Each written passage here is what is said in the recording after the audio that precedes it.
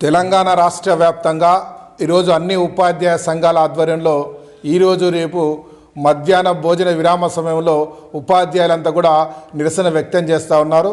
మరి ప్రభుత్వం ఇప్పటికైనా స్పందించాల్సిన అవసరం ఉంది. మరి 2018లో ముఖ్యమంత్రి గారు జూన్ 2న ఐఆర్ ప్రకటిస్తానని, ఆగస్టు 15 నాటికి పిఆర్సీ ఇస్తానని చెప్పి 3 సంవత్సరాలు పూర్తి అవుతున్నప్పటికీ ఇప్పటికీ పిఆర్సీ కానీ ఐఆర్ కానీ ఇవ్వకపోవడం అనేది దురదృష్టకరం. మరి పక్క రాష్ట్రంలో ఇప్పటికే మరి వారు 2 సంవత్సరాల నుండి కూడా ఐఆర్ పొందుతూ ఉన్నారు. మరి ఈ రాష్ట్రంలో మరి ముఖ్యమంత్రి గారు స్పందించకపోవడం దురదృష్టకరం. అదేవిధంగా ఉపాధ్యాయులకు బదిలీలు పదోన్నతులు లేకపోవడం వల్ల కూడా ఈరోజు ఉపాధ్యాయులంతా కూడా నిర్వీర్యం అయిపోతున్నారు, నిరాశ నిస్పృహలో ఉన్నారు. విద్యారంగం అంతా కూడా సంక్షోభంలో పడిపోయింది.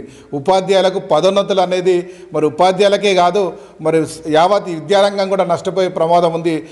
సబ్జెక్టు ఉపాధ్యాయులు లేక ఈరోజు విద్యార్థులంతా కూడా నష్టపోతూ ఉన్నారు. అనేకమైన ఉన్నత పాఠశాలలో ఉపాధ్యాయులు లేక విద్యార్థులంతా కూడా నష్టపోతూ ఉన్నారు. ప్రభుత్వ పాఠశాలలంతా కూడా ఈరోజు నిర్వీర్యమైపోయే పరిస్థితి ఉంది. కనుక ప్రభుత్వం స్పందించాల్సిన అవసరం ఉంది. ఈరోజు రాష్ట్ర వ్యాప్తంగా హెచ్జిటి పోస్టులకు 1000 పోస్టులు ఖాళీ ఉన్నాయి. స్కూల్ అసిస్టెంట్లు 7000 దాకా ఖాళీ ఉన్నాయి. ఎంఈఓ పోస్టులు 90% ఖాళీ ఉన్నాయి. డిప్యూటీ డిఓలు మరి 10-12 జిల్లాల్లో డిఓ పోస్టులు కూడా ఖాళీ ఉన్నాయి.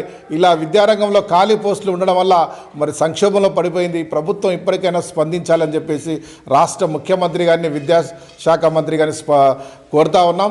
మోడల్ స్కూల్లో పదోన్నతులు కానీ వాళ్ళకి బదిలీలు కూడా లేకపోవడం వల్ల ఈరోజు వారు మోడల్ స్కూల్లో ఉన్నట్టు పనిచేస్తున్నట్టు ఉపాధ్యాయులంతా కూడా ఇబ్బందులకు గురి అవుతూ ఉన్నారు.